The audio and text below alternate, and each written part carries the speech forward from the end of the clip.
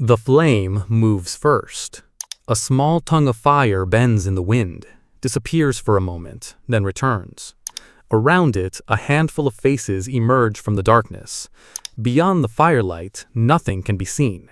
Not the trees, not the distant hills, not whatever might be moving between them. Only darkness. For us, darkness is usually an inconvenience. We switch on a light, look at a screen, open a door, and the world returns. But for most of human history, night was not something we illuminated. It was something we entered. And every evening when the sun disappeared beyond the horizon, an ancient human being faced a problem that modern civilization has almost completely forgotten. How do you survive when you can no longer see? The obvious answer seems simple. Fire. But fire alone does not explain it, because the real problem with darkness was never simply the absence of light. It was the uncertainty. A sound could mean an animal. A movement could mean another human being. A rustling in the grass could be nothing at all. Or it could be the reason you never woke up. And so, when night arrived, the human brain entered a different world. A world where seeing was replaced by listening, where distance became difficult to judge, where imagination could become almost as important as eyesight, and where a few meters beyond the fire could contain an entire universe of unknowns. Most people imagine ancient humans sitting comfortably around the warm campfire every night. That's not quite what happened. The fire was not merely a source of warmth, it was a boundary. Inside it was the visible world. Outside it was everything else. And that boundary changed human behavior. People stayed closer together. They listened more carefully. They learned which sounds belonged to the wind, which belonged to animals, and which were unusually enough to demand attention. The night taught them something civilization later allowed us to forget. You do not need to see everything to understand what is happening. Sometimes you only need to notice what has changed. A branch breaking, the sudden silence of insects, a strange rhythm in the grass, the absence of a familiar sound. These details mattered, because before electric lights, the human senses were not passive instruments. They were survival systems, and darkness forced them to become sharper. Imagine the landscape several thousand years ago. There are no streetlights, no windows glowing in the distance, no aircraft crossing the sky, no distant headlights moving along a road. When the sun disappears, the transformation is enormous. The world does not simply become darker, it becomes larger. A familiar landscape suddenly loses its boundaries. The tree line becomes a black wall. The mountains disappear. The path you walked during the day becomes uncertain. Even your own hands become difficult to see. And something strange happens inside the human mind. When visual information disappears, the brain begins trying to replace it. This is why darkness can make ordinary sounds feel larger than they really are. A distant animal becomes something closer. A small movement becomes something significant. A shadow becomes a possibility. The brain does not like incomplete information. It fills the gaps. For an ancient human being, this tendency could be dangerous, but it could also be useful. Because survival does not require certainty. It requires making decisions before certainty arrives. And sometimes the safest decision was simply to stay near the fire. But fire had another limitation. It was never perfect. Its light was weak compared with the artificial brightness surrounding us today. Step outside its radius, and visibility could collapse within seconds. This meant ancient humans lived with something we rarely experience now, a hard limit to perception. You could not simply illuminate the entire landscape. You could only illuminate a small circle. Everything beyond it remained hidden. That limitation may have shaped human social behavior in ways that are easy to overlook. The fire brought people together. Stories could be told. Food could be prepared. Tools could be repaired. Children could remain close to adults. And while one person slept, another might remain awake. Night became a shared experience, not an individual one. This matters because humans are unusually dependent on cooperation. A solitary person in darkness is vulnerable. A group can listen in different directions. A group can respond to danger. A group can maintain the fire. A group can protect those who are sleeping. The darkness may have made something very clear. The individual sees less than the group. There's another detail modern people rarely consider. Sleep itself was different. Ancient humans did not have alarm clocks. They did not have glowing numbers beside the bed. They did not have a phone telling them when morning was approaching. Their relationship with time was tied much more closely to the environment, the position of the sun, the brightness of the sky, the temperature, the sounds of animals, the gradual return of birdsong. Morning was not a number, it was an event, and night was not simply the absence of day, it was its own ecological system. Different animals became active, different sounds emerged, different dangers appeared. The forest changed character. The same landscape that seemed harmless during daylight could become completely unfamiliar after sunset. Ancient humans were living in a world that did not stop at night. They were sharing the night with creatures that had evolved specifically for it. Owls, large cats, rodents, bats, insects, nocturnal predators, and countless species whose lives were almost invisible during daylight. Humans were entering their territory. So how did people know when it was safe? They learned, not through textbooks, not through maps, through memory. A person who repeatedly heard a particular animal near camp would begin recognizing its sound. A person who noticed tracks in the morning could connect them to what happened during the night. A person who learned which places attracted predators would avoid them. Generation after generation, information accumulated. The environment became a kind of unwritten library. Every sound contained information. Every footprint was a sentence. Every broken branch was evidence, and survival depended on learning how to read it. This is one reason ancient knowledge can be difficult for modern people to understand. We often imagine knowledge as something written down, but for most of human history, knowledge lived inside people. It was carried through memory, through observation, through stories, through repeated experience. The night was one of its greatest teachers. Then came another invention. Not electricity, not the modern lamp, something much older. Portable fire, a torch, a controlled flame that could move with the person carrying it. This changed the relationship between humans and darkness. For the first time, light could travel. A person could move beyond the camp and carry a small piece of the fire with them. But the darkness still won. Because a torch did not eliminate the night, it created a moving island of visibility.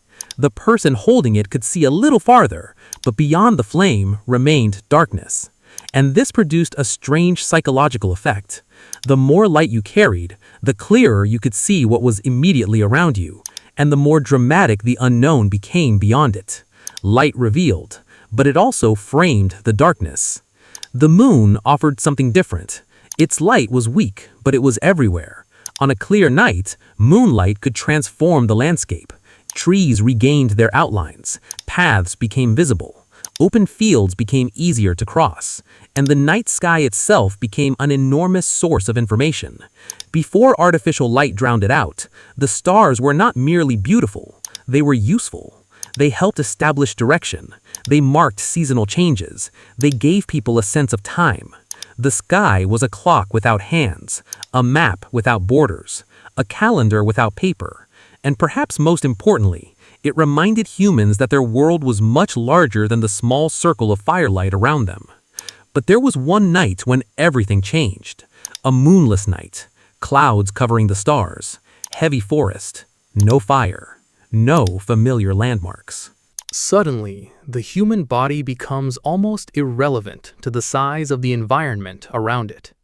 You are small. The forest is enormous. Your eyesight reaches only a few meters. Your ears must do the work your eyes cannot. You become aware of your breathing, your footsteps, your heartbeat. Every sound feels closer because there is nothing visual to distract you.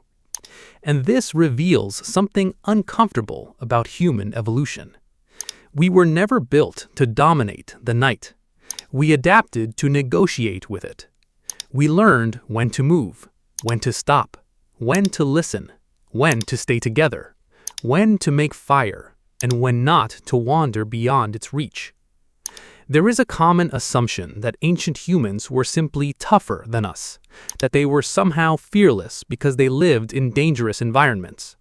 But fear may have been one of their most valuable survival mechanisms. Fear does not necessarily mean weakness. It means the brain has detected uncertainty. A cautious person who hears something strange and waits may survive. A confident person who assumes everything is harmless may not. Ancient humans did not need to eliminate fear. They needed to interpret it. That distinction matters because survival was rarely about being fearless. It was about knowing what to do while afraid. And there was another problem.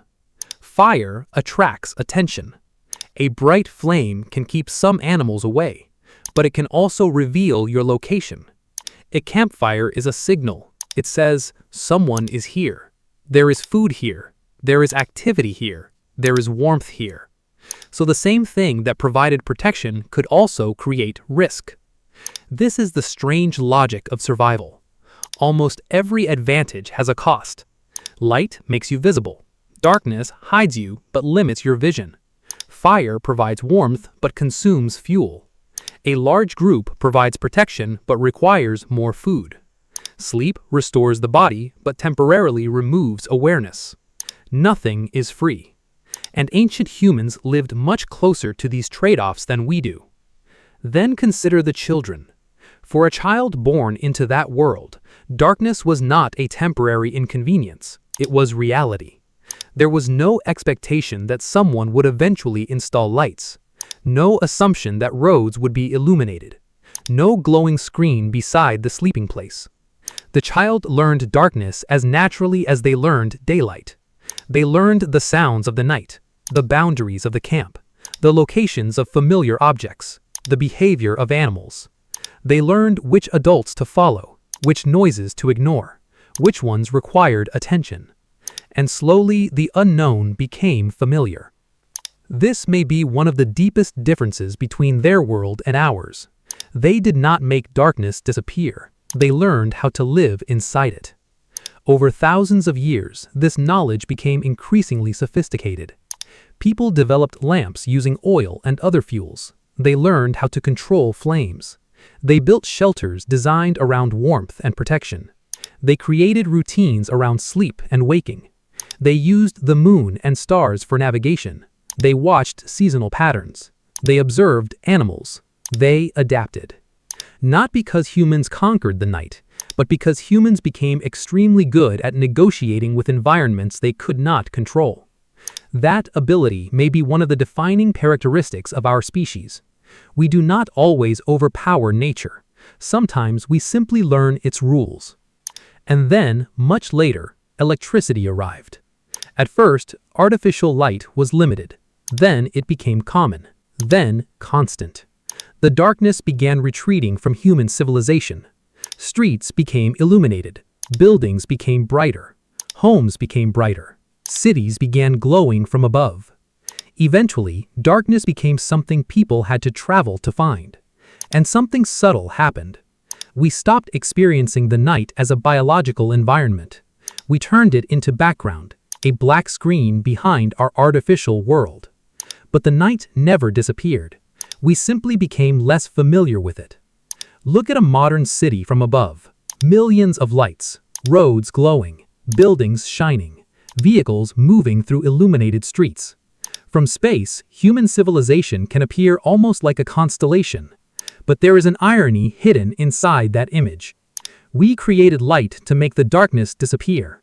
And in doing so, we also made the darkness unfamiliar. We lost the stars. We lost some of the old rhythms. We lost the sensation of a world becoming completely silent and dark. We gained safety and convenience, but we also gained distance from something ancient, something our ancestors knew intimately. Tonight, when the sun disappears, most of us will barely notice. A switch will be pressed. A screen will glow. A room will brighten. The darkness will be pushed back, and life will continue almost unchanged. But imagine removing all of it. No electricity, no streetlights, no phones, no glowing buildings, no distant city. Just the earth turning beneath the night sky. For a few moments, the world would become something our ancestors would recognize immediately. The fire would become important again. The stars would return. Every sound would become meaningful. And suddenly, the night would feel much larger. Perhaps that is the strangest thing about technological progress. It does not only change what we can do, it changes what we notice, it changes what we fear, it changes what we remember. It changes the environments our minds are accustomed to. Ancient humans spent countless generations learning how to survive darkness. We spent only a relatively small part of our history learning to erase it. And yet the older system is still inside us. That moment when the lights suddenly go out. The instinctive pause, the immediate awareness of every sound, the urge to find a source of light. That reaction is ancient, older than cities, older than electricity, older than written history. For a brief moment, the modern world disappears, and something much older takes its place. Perhaps ancient humans were never truly comfortable in the darkness. Perhaps they simply became very good at respecting it. They understood that the world did not become harmless because they could no longer see it. They understood that unseen things were still there. And they understood something we sometimes forget. The absence of information is itself information. Silence tells you something. Darkness tells you something. A sudden change in the environment tells you something. You only have to know how to listen. The final image is small. A fire burning beneath an ancient night sky. A few people sitting beside it. No city, no electricity, no artificial horizon. Above them, thousands of stars. Beyond the firelight, an enormous landscape disappearing into blackness. They cannot see everything. They never could. But perhaps that was the point. Human survival was never built on knowing everything that was happening around us. It was built on knowing enough. Enough to wait. Enough to listen. Enough to stay together. Enough to make one more fire. And enough to face the darkness without pretending it wasn't there. Because for most of human history, night was not an empty space between 2 days. It was half of existence. And every evening, when the sun disappeared, humanity stepped into it again. Not as masters of the darkness, but as guests, listening, watching, waiting for the light to return.